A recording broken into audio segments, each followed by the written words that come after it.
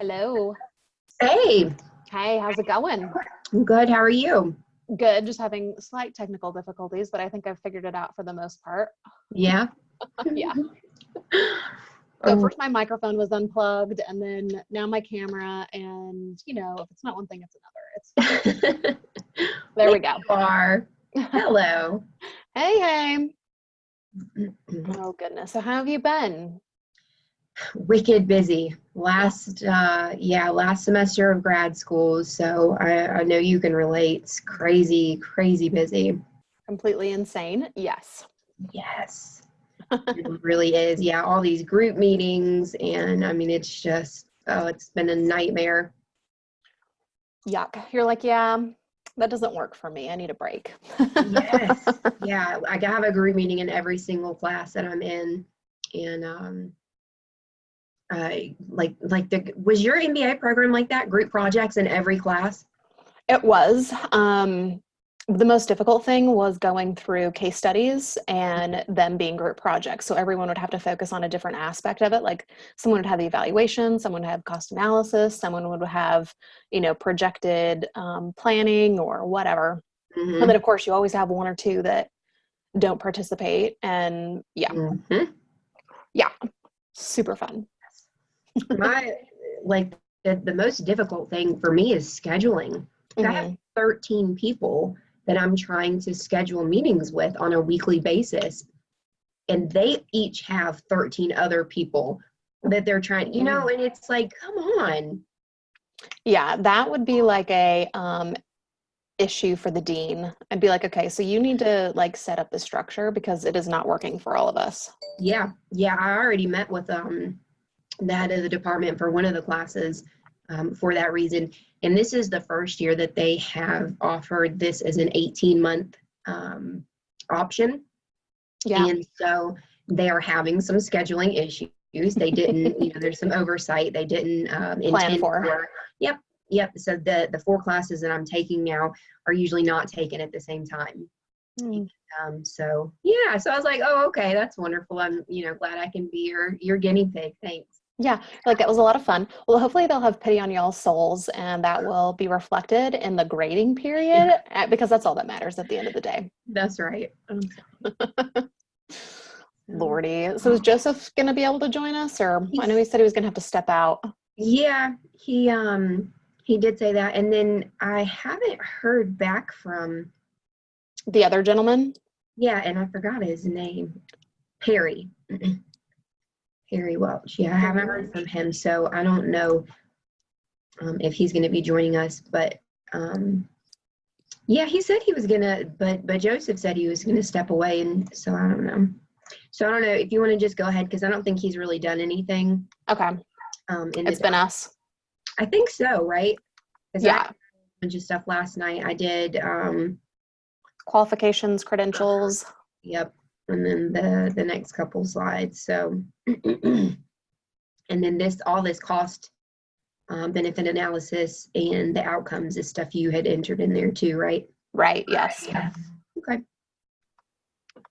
Cool. Yeah. So I had just kind of thrown, like you said, like I didn't do anything with the formatting. I was just getting all the information in there. No, it looks awesome. I'm just looking at it now.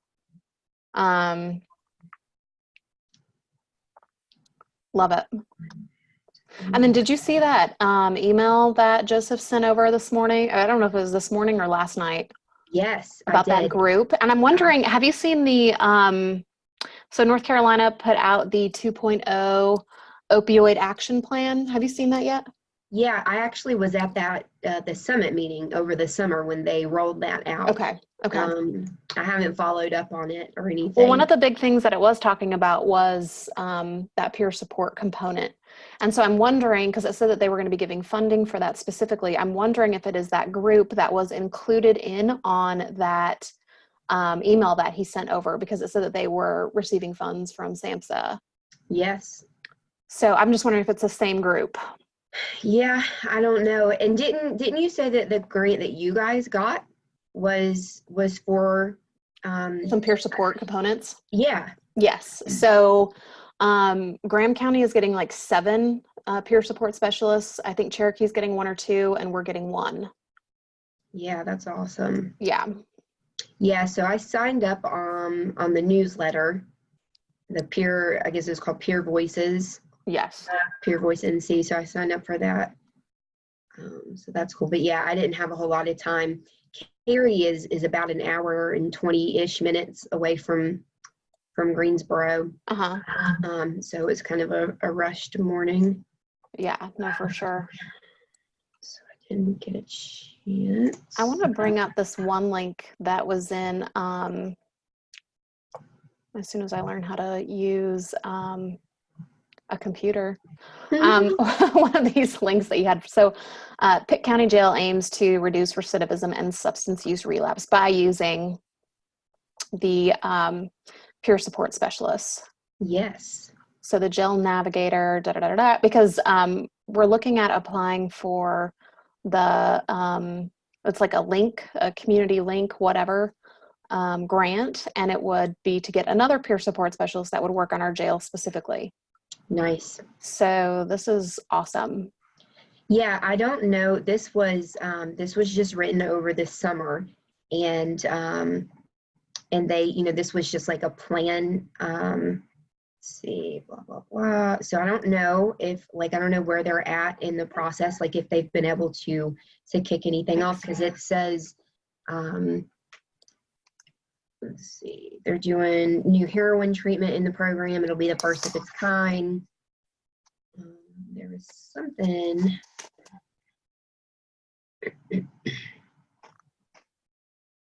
It says they're still working out some of the details. So anyway, so yeah, I don't know how far along they are, and if they have actually started bringing in any of the peer supports. But it sounds pretty cool. If you get a chance to read that article, some of the ideas that they're trying to incorporate in. Yeah. Yeah, it says. Oh, hey, is that Joseph? Hi. Sorry, I'm a few minutes late. That's okay. Glad you could join us. Hey. Hey, and if you hear gunshots in the background, it's because I'm actually at a firing range. Oh, fantastic. Gotcha. I'm in the big town of Bostic, North Carolina. How fun. At a firing range. That's a fantastic way to spend a Friday. Yes, it is. Except it's going to be 98 degrees here in a little bit. Yeah. But it's okay. This is one of our contracts, in case you're wondering. We do we provide the support for the North Carolina Trap Shooting Association, and we do 4 events for them. Loading the trap shoots, scoring, cleaning up the fields, all that. I have 24 people out here today. That's awesome. I think that's incredible. Yeah. And it's good. It makes everybody feel good. This is like a rock concert, except with shotguns. Can't hate on that. No, not at all. All right. I don't want to detract us. So where are we at? So we just kind of got started. We were looking, do you have a computer? Are you able to, or last night, have you looked through the PowerPoint at all? No, I wasn't able to. I'm sorry. I got back late from this last night, and this morning I left for this early. Okay. So we were just talking about some of the stuff, the information that we had added, and we were talking about a program that Pitt County Jail is trying to get up and running a lot. It's a pretty broad plan, but one of their ideas is to incorporate, of course, peer support specialists. So we were just looking at that article. I sent you the some peer support stuff. I think I did it maybe this morning. Yes. Yep. We were talking about that too. Promise Resource Network out of Charlotte received some SAMHSA money to do some training and some technical assistance statewide. And they are pushing, just as I was on the Peer Support Advisory Board, for a special designation. Right now, there's just the general one and the veterans one. They're pushing for the forensic/criminal justice peer support designation, which I think will be good. And they've got some federal dollars to do this. So at this moment, there's over 4,000 peer support specialist credentials in the state. We've put a moratorium on any new curriculums. There's 10 curriculums, and I think there's 5 or 6 that are in a holding pattern because of the moratorium, because we don't want to flood the market. The curriculums are independent. They're different. There's no one that's exactly like the other one, although in order to get approved, you have to meet certain measures as far as what you're training on, and you have to be equal as far as mental health and substance use disorder. So so the only way to get the actual certification is you have to submit that packet through the NCCPSS, right? Yep. You have to submit that. First of all, you have to sign up with a curriculum somewhere. And they range in price from $30, which is what VIA is charging in our area, up to $250, $300, which is what some of the independent folks are charging. Once you do the 40 hours, you need to also have an additional 20 hours that are related. Right. And those are easy to get. You can get 12 or 14 of them just online through these 1-hour trainings. Yep. And once you submit both of those and your 2 letters of reference to the to UNC, within a few days you'll receive your certification, which is good for 2 years. Yeah. And during the 2 years, you're supposed to come up with another 20 hours again that are related. The first time in, you can go back to the beginning of time as far as your additional 20 hours. Okay. Once you're already credentialed, then the 20 additional hours has to be during that 2-year period, which is easy to do. Again, there's lots of things online. All these conferences are good for 4, 5, 6, 7, 8, even more hours. So they're real good about accepting. They're really lenient accepting the first time through, and they're pretty good accepting afterwards. One requirement is you do have to have a GED. Right. Yeah, so we've got all of that listed in the PowerPoint, so that's wonderful.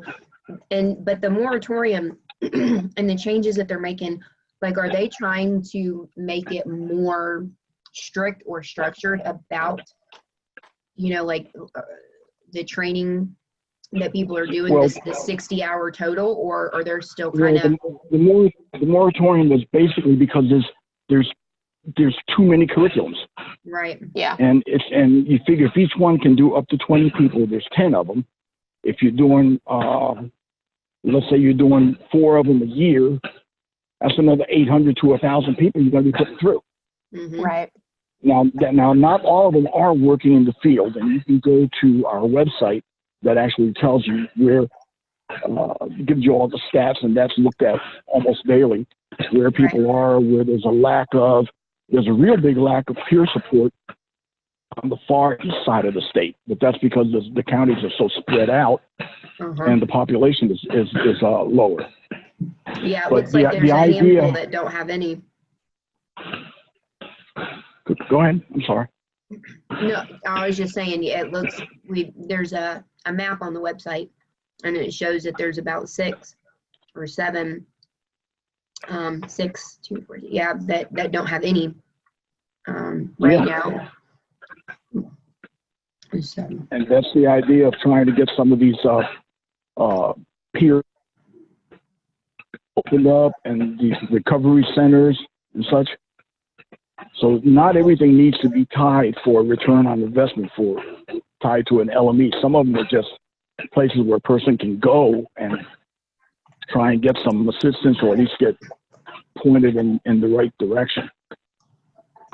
But as far as the as the curriculums, they want to kind of slow it down a little bit. Doesn't mean that the other 6 that are in the pipeline aren't going to get approved. Just so we felt that there's just way too many of them right. at this point. And we're also looking at levels, and this has been discussed openly. We're looking at maybe different levels of peer support. Yeah. You know, peer support 1, peer support 2, something similar. And we're also looking at what a few of the other states do, which is a test in order to get the certification. Florida, I think, has a test. I think Connecticut or Massachusetts, one of them has a test as well. So we're looking at other states. And the idea of that is not to keep anybody out, but it's just to professionalize or really give some credibility to the credential. Yeah, absolutely. Because right now there's also folks coming out with Recovery Coach. That's a wonderful thing to see Recovery Coach, and I argued this in DC. Recovery Coach is a skill set. It's not a state credential. Now, some states do credential it and call it Recovery Coach. We chose the peer support as opposed to Recovery Coach. Now, the Recovery Coach, I think a person who is not in recovery can get that. That's all well and good. That's similar to Al-Anon with AA. But to be a peer support specialist, you have to have the lived experience. That makes sense. Because I think that gives some more weight. So there's a lot of things. It's new, although it's not really. It's been around for several years now, but there's a lot of momentum now behind it, and we're just trying to make sure that we don't make any mistakes as far as a state. And there's already some horror stories. Our meeting last week was about putting some teeth behind the credential.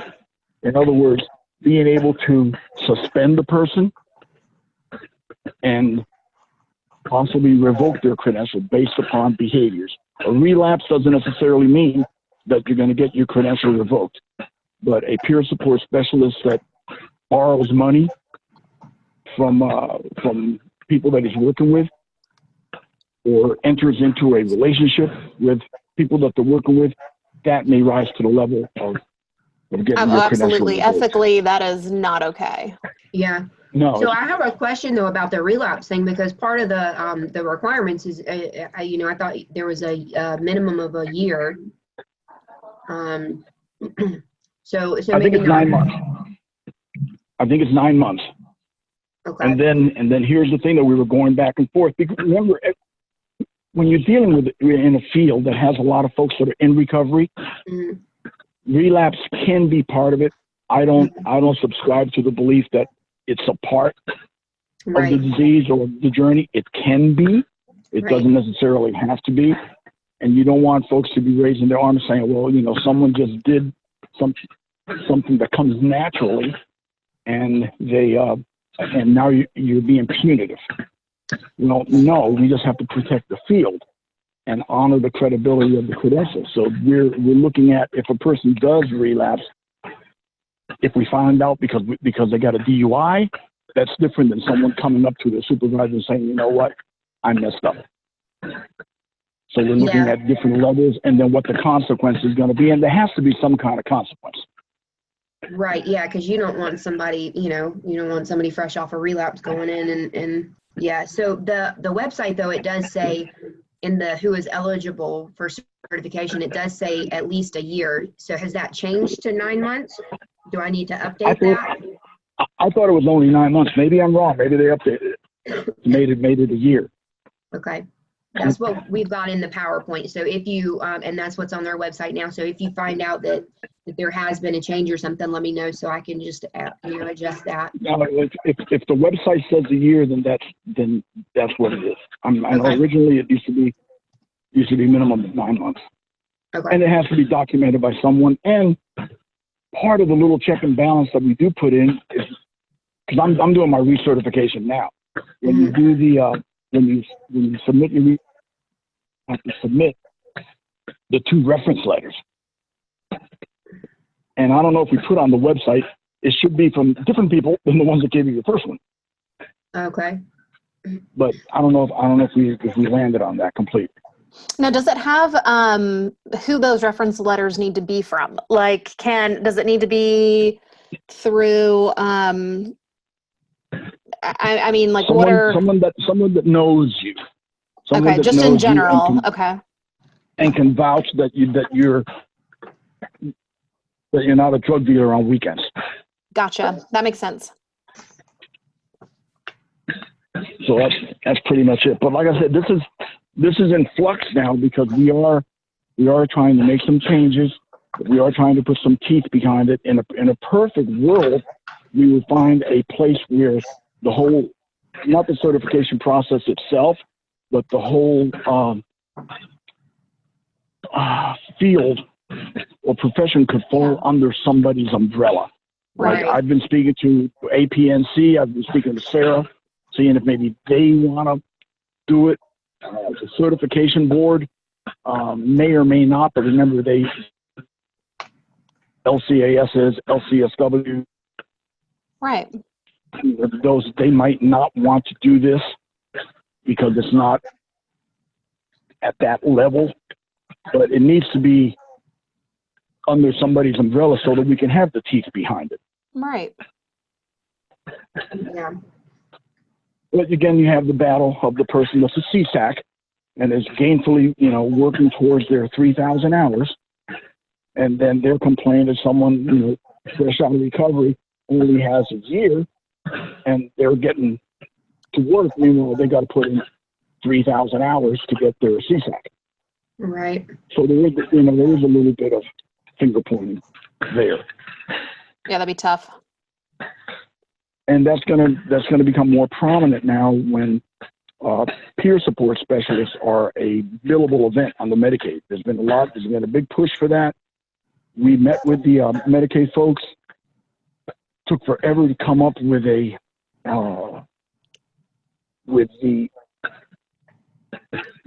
what they wanted as far as what was acceptable as for that designation. And of course, there was arguments from the people that are purists saying, well, this isn't peer support. And then the other folks saying that it's different and it shouldn't be looked at like you would look at a consular. So but I think we settled all that because that's already coming online. So, Joseph, I've got a question for you too. So on the slides, I guess because we've not heard from Perry, I don't know if you have, but we are looking at 2 slides being empty. Hold on 1 second. There's a UPS guy here. Yeah, you're good. The place to go should be the other side over there. See the big green building? Yeah, there's that, obviously. You can drive straight up to it. And then you can turn around. But inside there's an office there. Somebody should be able to find it. Thanks. Go ahead. I'm sorry. Go ahead. No, you're fine. So when we're looking at the slides and what we're missing, because we have not heard back from Perry, we were looking at filling the success stories section and then like where to go from here, like how to get involved either by employing a peer support specialist or becoming one or whatever. I think that, we can probably get together 13, but I know for me specifically, because, I have not yet worked one-on-one with a certified peer support specialist, like more on a daily basis or anything other than just in passing, hi, how are you on occasion. That success story is portion is where I think we're going to need the most help. So what would you recommend as being our next best step for that? I would get a hold of Tara Bowles with UNC, or Bernice, who actually works for the credentialing body. And who was the last individual you said? Sorry. Bernice. Bernice. Do you know her last name? Oh, all right. It's. Do you have their contact information? Excuse me? Do you have either of their contact information? Yes, I can see what I have on my phone, or later on this afternoon, I can when I get near a computer, okay, I can email it to you. That'd be great. Yeah. But Bernice should be on the website because she took the place of Ron Mangum, and Tara should be on the website as well. But both of those folks can give you all the information. Then as far as success stories, you can probably pull some from Promise Resource Network. I can send you some from our program. Just about all of my staff are peer support specialists, and we've put 70, 80 people through the credentialing process. Right. That'd be great. Yes. Okay. And for many folks, it's a stepping stone. We have a person now that graduated our program, got his peer support, is working as a peer support specialist at Sunrise in Asheville, which is a peer-led, peer-driven entity. And he is now working on his CSAC. So for some folks, it's a stepping stone. I'm sure I can get a feel-good success story from him, but there's plenty of them out there. Perfect. Yeah. What else can I help with? I think that's it. Oh, and I apologize. I didn't bring my laptop with me, but no, you're good. You're doing more fun things than we are. All right. I'd like to be at the shooting range right now. Well, it's great. These are world-class shooters. I mean, I think the top 3 of them in the country are out here today. If you look down, there's 90 camping spots. Yeah. If you look down the road, there are 100, 200, 300, $400,000 motorhomes. There's tour buses. And I toured in tour buses, and these look better than anything I ever toured in. So this is a big deal. This one's called the Dixie Grand, and there's people from the whole entire east coast of the U.S. that are here. There's 244 cool. Registered shooters. Yeah, much better than behind a desk. It's fine. Oh, yeah, keep rubbing absolutely. it in. It's fine. Absolutely. And the neat thing is that these people are very supportive. They're very, very supportive because it's the 2 degrees of separation. Everybody knows someone. They know what we do. One of their organization members has a foundation, and the foundation just gave us $10,000 towards purchase of a van. Wow. Nice. So it's a good situation, and these are all good stories. But I'll get us what we need. I just want to make sure that there's not too many of us doing the same thing. That's why I think getting with Bernice and Tara would be good, and also with Shireen Carrera out of Promise Resource Network in Charlotte, because they just got all this federal money to do just this. Awesome. Okay, perfect. Yeah, it'll be good to talk with them for sure.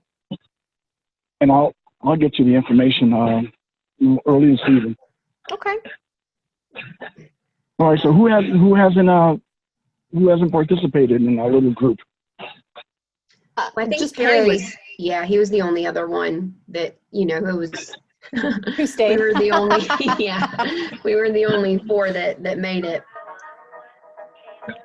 Well, I still feel a little guilty about that one lady thinking we weren't inclusive. And I've forgotten about it. Yeah, same. All right, now with social services, because I'm on the DSS board in Burke County, my county, they've already picked up a couple of peer support specialists because it's good. It's a good thing to have. Good. No, And absolutely. our health department has a couple as well. Rebecca McLeod has a couple on her staff. So I do know that it's important, and I think it's relatable, and people seem to like it. It's not as scary as speaking to a social worker or speaking to, and no offense to any social workers on the call. No. But sometimes just having that warm hand is good. And like I said, I think at the meeting, I mean, peer support's been around for a long, long time. Weight Watchers is nothing else but peer support. Right. Oh, absolutely. So that's exciting stuff. So where do we go from here? I mean, I don't want to monopolize the conversation. I'm sorry, I must have had too much coffee. No, Amy, where do you see it going from at this point? Yeah, I don't know. I mean, so we'll contact the couple of people that you mentioned, get a couple of the stories in there, and then you kind of reminded me, maybe I was thinking we've got a slide, what is peer support, and then we'll kind of add in some other, well-known, relatable, like the Weight Watchers and 12 step, we can mention some of that to kind of, connect the dots for people. But then, yeah, I mean, do we need to, because we kind of had brainstormed about like who the target audience would be for this type of information, the PowerPoint and stuff. I think a good target audience would be someone that's not familiar with the term. Say that again? I think a good target audience would be those, not necessarily those in the field, although there's a lot of people in the field that really don't comprehend peer support correctly. But the folks that don't understand the term and don't understand what a peer support is, and more importantly, what a peer support specialist is not, I will reach out to Tara and Bernice, and also with Shireen, tell them a little bit of what we've got going on so that it can be, they can be made aware on their end so they can also contact you all. Yeah, that'd be good. And then what we could do, I think once we have that conversation with them and then we tighten up this PowerPoint, then maybe we can do another call and look at target audiences specifically and then who we want to line up to deliver that message, like who would be most appropriate, and then kind of go from there if that sounds good. Yeah. That sounds great. And I think approaching point of view, because I speak with professionals in the field all day long about peer support and they don't know it. Yeah. But to be able to convey the message to folks that might not know it, that either have someone in need or in need themselves, I think that's where the ball needs to be, because I know that it's going to be dropped with the money coming in and people talking about peer support with those that already know about peer support. Right. I think it needs to get grassroots. Yeah. But that's just my opinion, and I'm highly opinionated. So. Well, you kind of have to be in this field. Oh yeah, you have to be. Yeah. You have to be, and I think we're moving in the right direction. I just want to make sure that as a field, we're not moving too fast. This happened a few years ago when we had a moratorium because there was too many peer support specialists coming out. There were some non-ethical providers that were billing for it, but what they were doing was having people come in, sit down with a peer support specialist, have a pizza, and then call it contact hours. Huh. You can't do that. Well, I saw on that flyer or the email that you had sent out that the group was looking at modeling after what I guess the Georgia network has done to make it a Medicaid billable service. Well, it already is a Medicaid billable service. The service definition, as I said, Medicaid came in a couple of times, and this is what I told the folks in my group that were getting all upset. So you know what? They didn't have to come knock on our door. They could have just decided peer support is going to be this, this, and this. That's all we're going to pay for, and the heck with it. Right. But they were willing to come and listen. We had some, and I'm being honest and upfront, we had some of the purists in our group that said, well, that's not what it is, and this. And again, I went back to, they knocked on our door. This is going to have to be negotiation. It's not going to be everything we want, but the bottom line is it's going to be a billable service. And the ultimate bottom line is if Cardinal employs a peer support specialist, they're going to set their own guidelines as to what they want that peer support specialist to do. To do, yeah. And then that can get you in a lot of hot water too in terms of deliverability. So, and in many cases, that in itself is not going to be what the peer support definition is. Right. Medicaid service definition. Because there's going to be two of them. There's going to be one for the LMEs, for non-Medicaid billable, and one for Medicaid. Medicaid is going to want these certain things, these standards to be met, and these certain elements to be met. So it's kind of Wild West. Yeah, no, for sure. But I think it's important that we all get together and make sure that it's all about the client. I don't like that word consumer because that just freaks me out, but it's all about the client. What is going to be the deliverable? Right. Yeah. I wasn't crazy about that language either. I was like consumer, like, yeah. But I think that's where we're at. And I think as long as we slow down and look at this intelligently, I think it's going to be boom. And I think it's real important to put in peer support specialists in emergency rooms. Yes. Because, when a person is brought back with Narcan, once they get them to the ER, Narcan's only good for 30 minutes. Once they get them to the ER, the person is free to get up and walk out because you've immediately brought on the withdrawal symptoms. And now they're starting to ache and the burning desire for another fit of some kind of opiate. Right. They're going to get up and walk out. So that's a perfect opportunity to talk to someone and see if you can motivate them to want to go into treatment. Yeah, that's also, where peer support specialists. Go ahead. Yeah, well, that's what Guilford County is doing right now. I think those are the hospital is the main source of where the peer support specialists are working around Greensboro, is in the emergency room. And I think it's real important for those coming out of custody, because we're the largest provider of transitional housing for DPS in the state. We got 38 of their beds, and we have folks that come out of custody that tell us that they were using the whole time they were in prison. That's crazy. Wow. And when folks come out, and you don't have to sneak around the COs and be sneaky to get it. Those are the ones that are at risk to overdose and die. And statistically, the first 48 to 72 hours of someone coming out of prison is when they're at the highest risk for overdosing. Right. So I think that needs to be a piece of it, which is the big push for forensic. Yeah, that makes sense though. So what else can I do?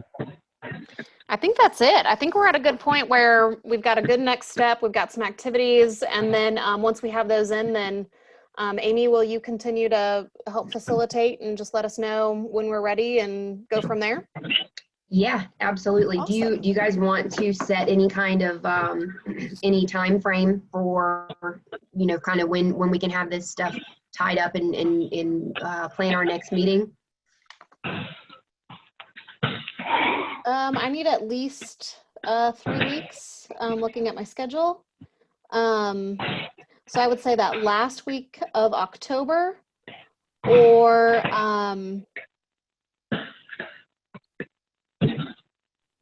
can we just throw some dates out, and then when I get near my schedule, I can. Oh, there you go. Yeah, just email out some. Yep, absolutely. Yeah, and then in the meantime, I'll speak to Bernice. I'll speak to Tara. I'll get a hold of Shireen. There's no reason for us to be stepping on each other's toes. I think that there's enough of this to go around, but you can never have too much information. Yeah. Absolutely. Okay, awesome. Then I'll shoot you guys a follow-up email. We'll figure out about the schedules, and we'll figure out about the schedules, and we'll get to work, and then plan our next meeting whenever we can sync up. Awesome. Thanks, guys. I appreciate it. Yeah, thanks And for I being promise I here. will look at everything that you send me. Awesome. All Thank right. you. Thanks, Joseph. We'll see y'all later. See ya. All right, take care. Bye-bye. Bye.